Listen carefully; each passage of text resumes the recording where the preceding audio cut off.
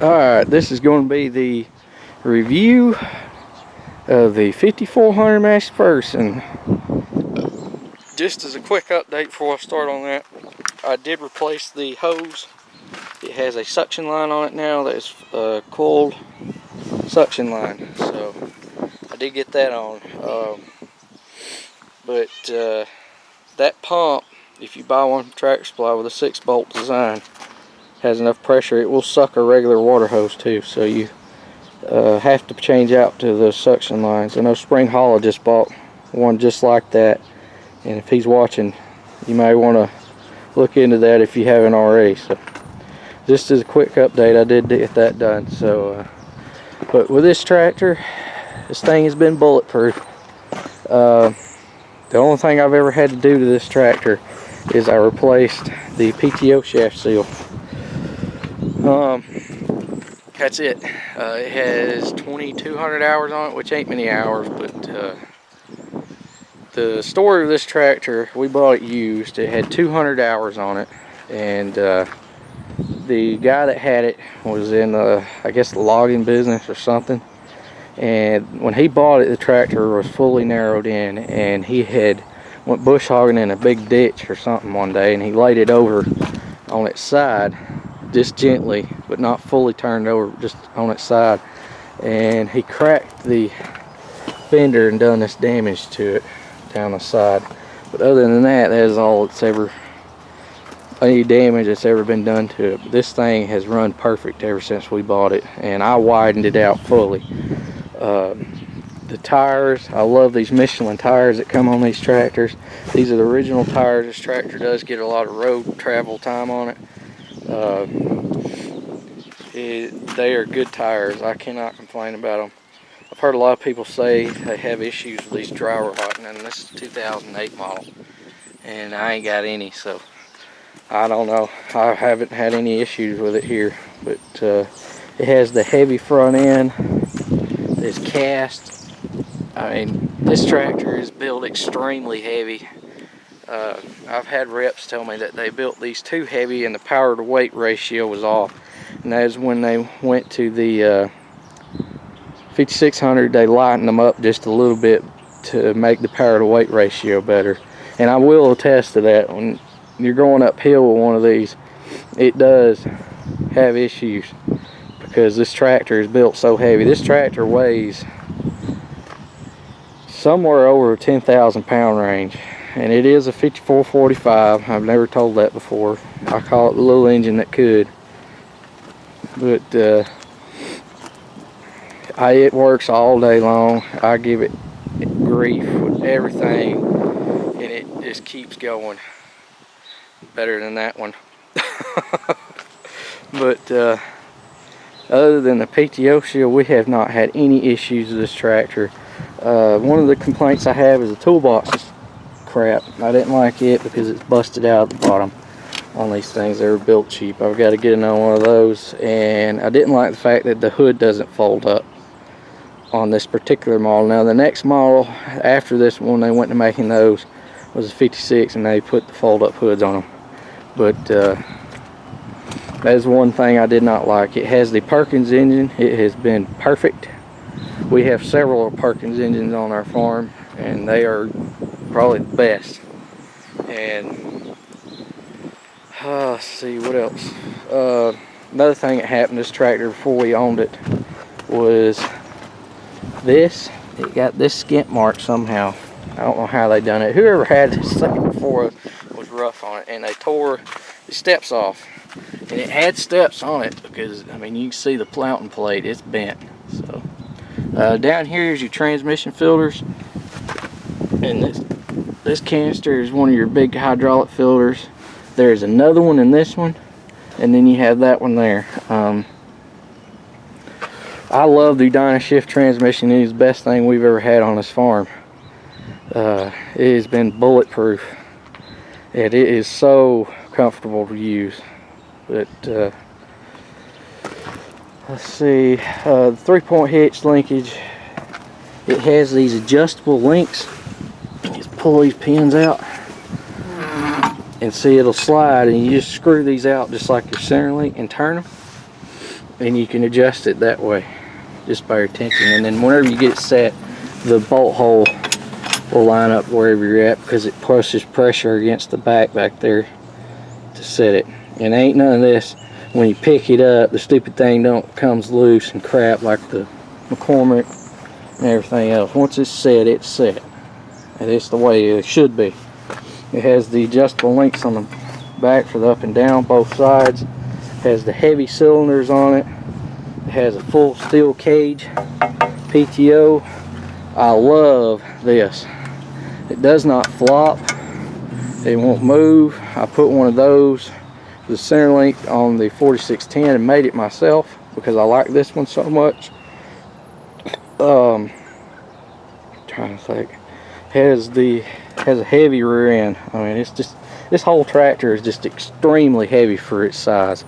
And as y'all can see, it has the curved windows. There's no obstructions for your view. This one has the 3-point hitch links, buttons, so when you're back here you can pick it up and down. It did not come with the PTO button and the hydraulic button for the auxiliaries, but it has good lights on it. It has these were the kind before everybody that LED phase come out. These work really good. Just everything about this thing is heavy. I just cannot stress that enough. The quickie loader that's on it is the same as the Massey loader that would have been on it if it had been a Massey branded loader. I love the quickie loader. I can have this loader off and on within 3 to 4 minutes. It's just, they're top of the line with the loaders. Has big unobstructed view doors. I'm just trying to think of there's just so much that I like about this thing. It's hard to point out just a few things. It has ground level fueling, as y'all probably already seen. Does not have DEF fluid. Let's get up the cab. The cab is very large. It's the same, basically the same layout and design as the 5700s. They changed the dash a little bit and moved the key to the post, as y'all probably seen in that 4700 video I made. See, the pedals are a little bit narrower on these than they are the new ones, but that's about the only thing. The 3-point hitch, I would rather have like a regular lever right here but still have the buttons. But then the scroll, I'm not real crazy about the scroll, but I haven't really ever had any issues with it. It's just more of a preference. But the locking rear ends there, your 4-wheel drives are here, PTO, all your 3-point hitch adjustments are there. The 1540 buttons here. This tractor could have had the Kano 750 or whatever it is, but it didn't have it on it. Let's see, the radio's up here, the lights, or air conditioning and everything's up there. I do not know why these stains are here, because they were there when we bought the tractor. I don't know if when they laid the tractor over, it cracked the top and they had to put a new top on it, and when it sat there in the rain until they got it fixed, it leaked in here. I never really knew what that was, because the tractor's never leaked since I've had it. It's the same thing with the speakers on the back. I don't know why that's like that, but all that happened before I had the tractor, and it just had 200 hours on it. But the curved glass, as you can see, there's no obstruction to where you'd have a hay mower or something right there off the side. And then the backs here. One thing the Masseys have that the old Deutzes used to have that I really like is the view down underneath you window right in here. Not all tractors have this, and I really love that design on these. I mean, you can just see everything out of this cab real easy. I love the power shuttle on these. You don't have to use clutch. You just take it in and out and take off. Trying to think if anything I'm forgetting. Oh, with these tractors, this is a 2008 model. This particular tractor is a 95 horse, 75 the PTO. There was 3 versions of this tractor built in 1 year. Mine is one of the earlier versions. The The later versions had Tier 3 emissions, which is not Tier 4. It was more of a muffler change design and a cleaner engine tuning that they had to go through for Tier 3. So it didn't have any DEF or anything like that on it, or particulate filters. So, but this one doesn't have Tier 3. It's just plain and old simple, just whatever. So this particular tractor is a 95 horse. Now, when they put the Tier 3 on in the later part of 2008, these tractors went from 95 to 85 horse for this model. And then they, I can't remember if the PTO dropped 5 horsepower or not, but it still stayed around 70 to 75 horse at PTO. So, this tractor, I do not let anybody run this tractor. This thing is my baby. My wife thinks I'm very particular over my truck. She hasn't seen anything the way I am with this tractor. So the reason why I'm that way is because for years my dad and grandpa always give me just old wore out stuff to run for me to learn with, like Sperry New Holland chain round rollers. I run one of those for years, and then when my dad got the new Vermeer, I got the old hand-me-down 504L we had, which was a great baler, but it was just wore out. And the funny thing about that deal was is my dad said couldn't get it to tie right anymore, and that's why we got the new baler. Well, I got the baler and I fixed it, and it tied better than it ever had.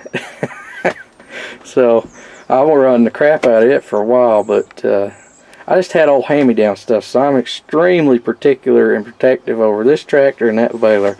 Now I got them. I thought when I got these two, I thought I hit the golden road, and I've taken very good care of them on account of it. And but I don't let anybody run this thing other than maybe my dad every now and then. But other than that, this thing is perfect. They probably made it too good. They probably had, like a lot of stuff some manufacturers will make, they'll make something too good for a while and they'll have to get rid of it or change it because it's too good, because they can't make any money selling parts or nothing off of them. And that's where they really make their money, is off of parts and stuff. But I love this thing. If somebody's thought about looking at one of these to buy, get you one. You will not regret buying a 5400 Massey Ferguson tractor series. The 56 and 57s are basically the same tractor with a few little different changes on them, but when they went to the 56, they put the AGCO engine in it instead of the Perkins because of the emissions. That was the same year they changed the emission laws, so they changed the model number, and then they changed the hood design and the cab just a little bit as far as the dashes, but it's all basically the same tractor. And then they lightened up a few little pieces here and there to cut weight so the power to weight ratio wouldn't be off as bad. But these things are bulletproof. I highly recommend them. This thing, like I said, it's my baby. So, but I could ramble on about this thing all day. I like it so much. But thank y'all for watching. Please comment, rate, and subscribe, and give me those thumbs up, because it helps get these videos out there to more people. And if you're lingering on the subscribe side, hit the subscribe button, because we all could, the more people we get, obviously the better the channel is going to do, and the longer I'm going to keep doing this. So y'all just give me a thumbs up and hit the subscribe button. Thank y'all for watching.